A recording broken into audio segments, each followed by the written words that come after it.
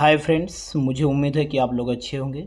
दोस्तों, मैं काफ़ी दिनों के बाद आप लोग के लिए वीडियो लेकर आया हूं। चलिए देखते हैं।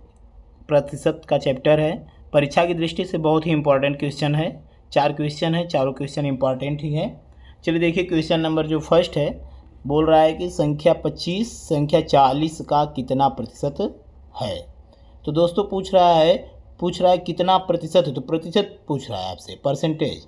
तो जिसको पूछ रहा है, किसको पूछ रहा है, 25 को पूछ रहा है। तो 25 40 का कितना प्रतिशत है, तो जिसके साथ का लगा रहता है ना, उसको हम अपान में हमेशा हर में लिखते हैं, यानी अंश और हर।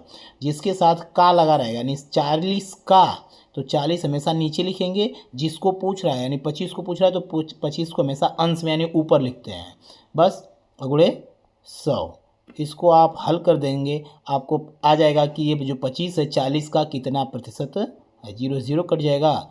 2 दूना के 4, 2 पचे 10, 25 पचे 125 अपान 2। तो 2 से इसको कटाएंगे आप, तो 2 6 के 12, फिर 2 दूना के 4, 62.5% आ रहा है, 62.5%।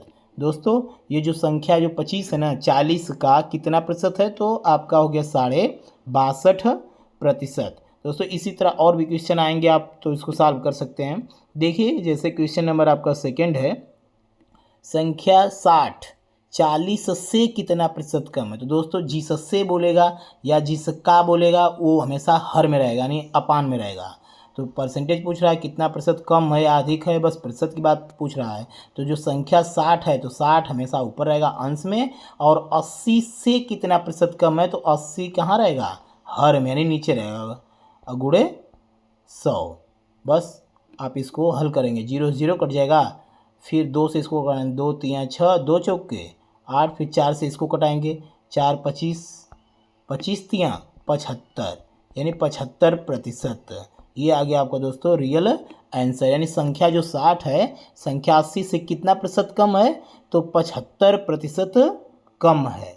आई होप कि ये बात आप समझ गए होंगे। इसी पर और भी क्वेश्चन आएंगे तो आप कर सकते हैं। जैसे देखिए, क्वेश्चन नंबर थर्ड है आपका, अमर की आय मनोज की आय क्रमशः 4,000 रुपये और 6,000 रुपये हैं। जो दोस्तों दिया हुआ है, अमर की जो आय है 4,000 रुपये दिया हुआ है, और जो मनोज की आय है वो 6,000 रुपये दिया हुआ है। तो पूछ रहा है जो मनोज की आय अमर की आय से कितना प्रतिशत अधिक है, यानी जो मनोज की आय है ना, ये अमर से कितना प्रतिशत अधिक है। तो अधिक पूछे या कम पूछे, कम परसेंटेज या अधिक परसेंटेज पूछे, तो दोनों के बीच का अंतर यानी कम या अधिक, तो दोनों के बीच का अंतर कितना है, 2,000 का है।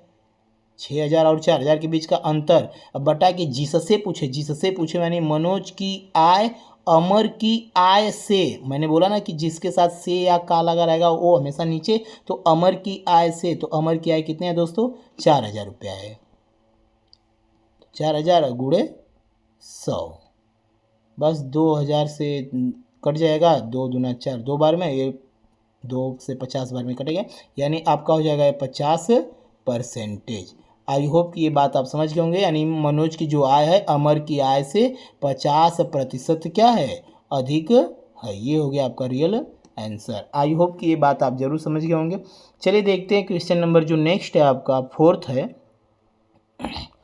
एक बेईमान बनिया कहता है कि वह क्रय मूल्य पर ही अपना माल बेचता है।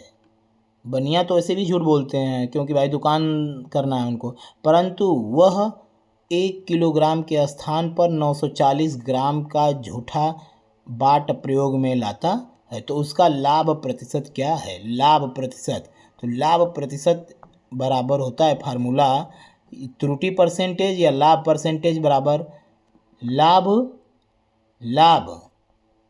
अपान क्रय मूल्य यानी सीपी गुणे 100%। लाभ परसेंटेज बराबर होता है लाभ बटा के सीपी गुणे 100%।